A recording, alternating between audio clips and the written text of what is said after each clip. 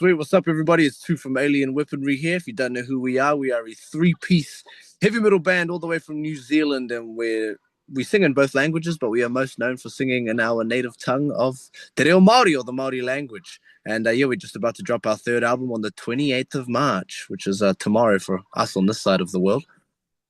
Fantastic, bro. And it's pretty much exactly the same day for us on this side of the world too, bro. So thanks for joining us. Yep, it's good. It's the northern side of the world has to wait an extra day. That's because we're 24 hours better than them. Yep, sure is.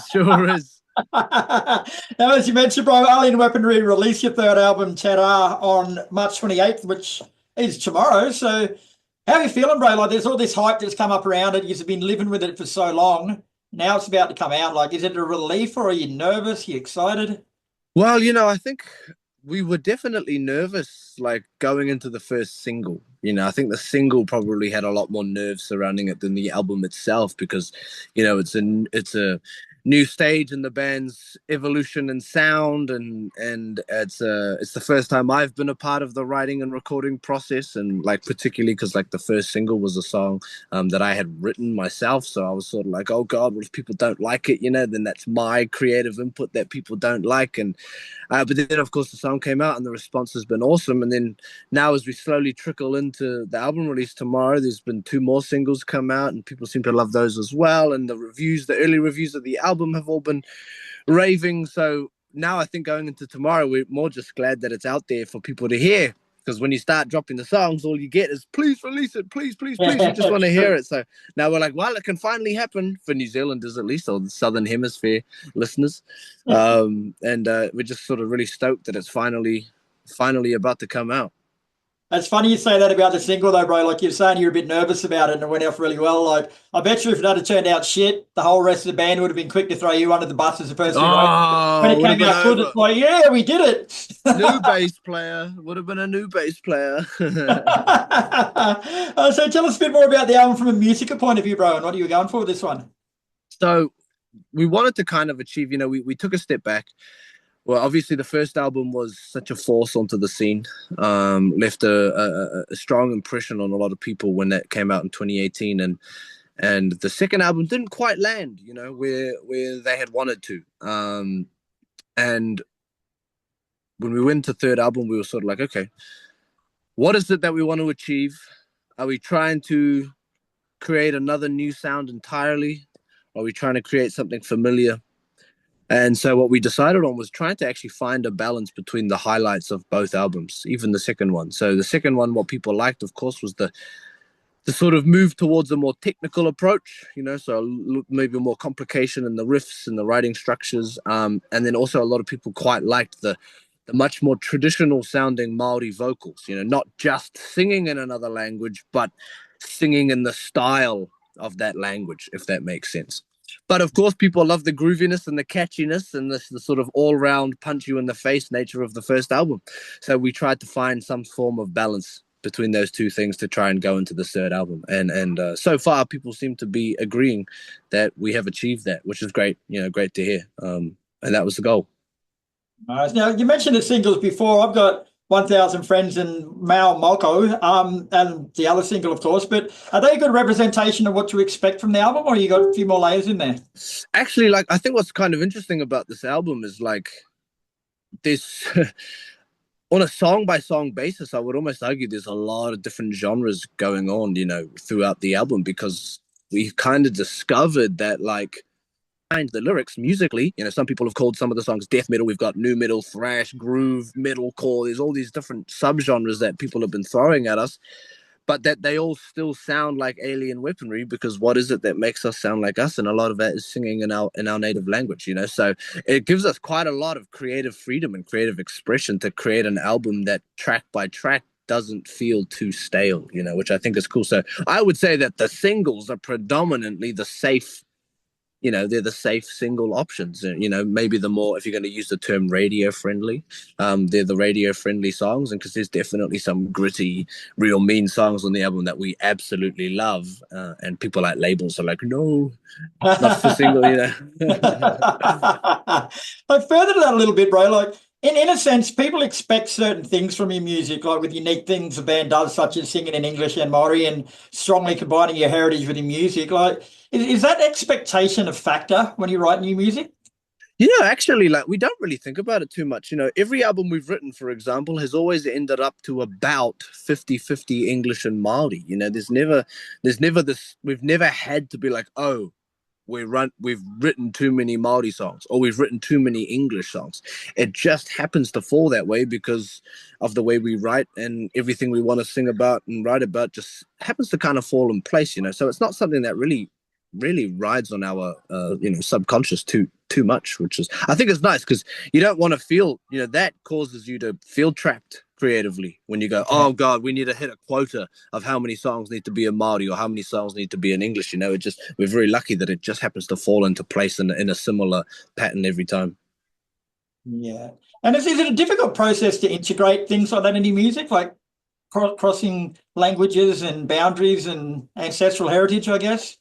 It's actually not as hard as you might think, because of course a lot of it comes naturally to us, of course, and the language itself lends itself to musicality. It's a very musical, poetic language, and nature's very rhythmic, and has a nice cadence to it that, particularly on heavy metal, fits very, very well. Like if there was ever a genre of music that Māori really suits, it's got to be heavy metal. And So in terms of doing that, it's pretty straightforward. Sometimes we still have to be cautious that what we're representing is accurate and correct and not going to upset our people. So we have, on our music videos, for example, we still have cultural consultants. In terms of our lyrics, on this album, my uncle was our language consultant, just to make sure that everything we were writing was correct or whatever, and culturally correct. So there's definitely still things we have to be cautious about, but I wouldn't say it's too difficult, like it causes us a lot of stress. It's pretty straightforward. Now, you've managed to pull off the coup of the century, bro, by having a little-known gentleman by the name of Randy Blythe one of your vocals, bro. Like, firstly, how the fuck did you get him involved? And secondly, what was the experience like? Yeah, so the Randy thing came about because he followed me on Instagram, and he'd flicked me a message, and my social media, I talk a lot about Māori culture and stuff, like outside of the music job. And he'd sent me a message like, hey man, what's up? I'm Randy Blythe. Nice to meet you. I was like, oh, I know who you are. And he'd actually bought a book on Māori customs that I had recommended on one of my videos, and he just like letting me know that he liked the book and thought it was a great book. So he kind of broke the ice, So when we were in the demo process, and I was sitting in my car and listened to the demos, and I was kind of like, this song kind of needs something, what is it? And I was like, oh, how about a guest vocal? Why not Randy? And for any fans of Alien Weaponry, even well before I joined the band, you will know that Lamb of God, for Lewis, our frontman particularly, is his favorite band of all time. It's probably his biggest inspiration musically, and without Lamb of God, you wouldn't have the Alien Weaponry that you all know and know today. So I went, if I ask Randy, I better not tell them, because if he says no, then it's going to be very upset. So I flicked Randy a message, hey man, we got the song, we think you might sound great on, what do you think? And he was like, yeah man, let's do it. So that was in the timeline of the album, a year before we then realized we were working with Josh Wilbur, who also has worked for many, many years with Lamb of God. So that made the process much easier. Now, when we were actually in the studio with Josh, Randy was on tour at the time with Mastodon, Lamb of God and Mastodon tour. So he couldn't come into the studio, but I stuck around in Los Angeles after the recording, and I went and saw him live at the show, met up with him backstage, talked over the song, talked about sort of what his ideas were for his verse and where he might sit. Sort of said, sounds great to me. And then we went our separate ways, and Josh then flew to his house and recorded him like in his lounge. So nice and easy, very relaxed. And even though he was sitting in his living room, Randy delivered the most gnarly, disgusting verse on the album. You would have thought he was fighting in the middle of some sort of fighting the monster that he's singing about in the song. It's such a great feature, and yeah, for everybody now. Actually, that single just dropped today, didn't it? So it was such a cool process, and For Lewis, Lewis and Henry, the brothers who started the band, it's one of those pinch yourself sort of milestones in the band's career, So we're all feel very honored that he felt, like he wanted to be a part of this project. And you made it fucking happen, brother. You made it happen. Yep, and I think because, well, I found Lamb of God much later in my heavy metal career, so I didn't have the same attachment to reaching out, because I know that like Lewis would have never, he never would have reached out in a million years to his idol. So I was like, if anybody's gonna do it, it's gonna have to be me. And the age-old saying, it's always no. The answer is always no if you don't ask. Exactly right, brother. I've been told no 100 times, but that one time when they come back and say yes makes it all worth it, doesn't it? It sure does, and this was that moment. Fuck yeah, bro. Now, not so much now, but you were the new kid on the block with the band, obviously coming into an established band with the two brothers in it. How was that transition for you, bro? Was it hard to sort of, did you feel like you were breaking into a gang, I guess, sort of thing? Well, I actually grew up with the boys. So we all went to high school together. Me and Henry were in bands together in high school before Alien Weaponry. Like my younger brother and Lewis were good friends. So like it was like we were by no means strangers. It had been a few years since I'd seen them, of course, because I was off at university while Alien Weaponry was kicking off their first international tours. But the integration thing kind of happened pretty naturally. It was just kind of like seeing old mates again, And over the past few years, it's really only cemented itself now as how Alien Weaponry is structured right now, and this album was an opportunity for me to show the fans who have been watching me for the past 5 years, but they haven't heard what I can bring to the table. This album is the first opportunity for me to do so it's pretty sweet.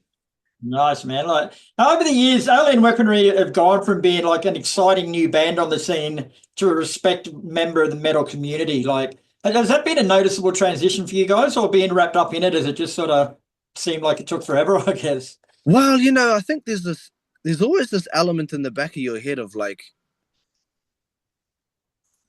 you inherently always want more, like we're doing all these amazing shows, but for example, we're the opening band, there's this part of your head that goes, oh, I want to be the headliner though, but then our age is actually what brings us back down to reality, and you go, oh my God, I'm the oldest, I'm 25, or we're only 25. We have so much time ahead of us, and opportunities for us to show ourselves, and this third album I do think is like, and a lot of the reviews have been saying, it cemented the band as a not going anywhere anytime soon member of the heavy metal family. And I know that even though the first album was such a force on the scene, a lot of people were like, is this just a gimmick? Is it just because they're kids? All those sorts of thoughts were being circulated through the lovely internet. And this third album has really been like an opportunity for us to be like, no, we are here and we're not going anywhere anytime soon. Nice, man. Like, I know you've just come off a heap of run of shows and you're having a bit of a break now. The last thing you want to think about is getting back on the road, but have you got anything planned for the rest of the year? Well, it's funny you say that. We always find, maybe it's the nature of this life, is when we're on the road, we want to go home, and when we're home, we want to get back on the road. It's this endless cycle of wanting to do something. But yeah, we've just started the year. Our main goal going into this year was like, since COVID, we haven't really been able to tour properly. We've done like 6 weeks maximum a year, which is like one tour a year, which, no one needs to be an expert at maths to know that one tour a year does not pay the bills. So then we come home and we do our day jobs and whatever until we hear word. And so since the Gojira tours that we did, it was like 1 year with 6 weeks, 1 year with Gojira, and then a whole year, and then another 6 weeks, and then a whole year. So we've never really had a full run. We've already beaten that by doing 8 weeks off the bat on this year, and the album still has, it's about to drop. So we're hoping that we should get some proper touring run in this year, and we can't wait. And we currently actually don't have anything announced or ready to be announced yet. We just know that the behind the scenes, our agents and our management and all the people that make these shows happen are working tirelessly to get us overseas. And we know there is some stuff to be announced very soon, which is going to be exciting stuff, but nothing that I can confirm right here. Fantastic, bro. Well, thanks very much for your time, man. It's been an absolute pleasure. Tangaroa is out March 28. It is, as Stu says, a fantastic fucking album. Well done, brother. You get yourself back to the beach and put on some sunscreen. Yeah, thank you very much, man. Thanks for the chat. No worries, brother. You take care. Good to talk to you. Enjoy the rest of your day.